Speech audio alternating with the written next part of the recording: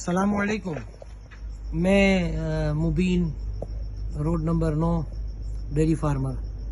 ये हम लोग राशन खरीदते हैं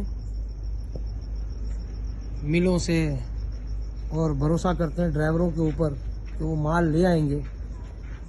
ये हमने गाड़ी अपनी दोस्त की मिल से उठवाया था माल, छिलका, दाल का छिलका ना, येलो पीस का छिलका।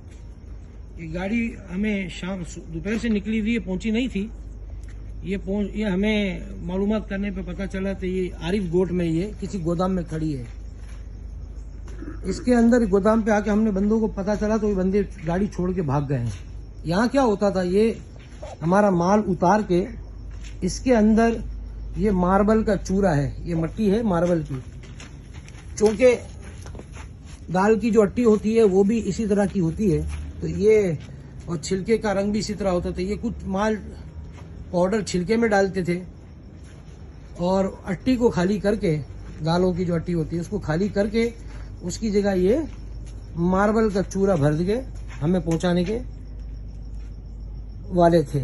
अल्लाह का करना ऐसा हुआ, गाड़ी देर से हुई तो कुछ लोगों ने हमें बताया कि ये गाड़ी आपकी यहाँ खड़ी है। पता करने पे ये लोग भाग गए हैं। गाड़ी तो हमने रिकवर कर दी है। अब आप सब भाइयों से यही इल्तमास है कि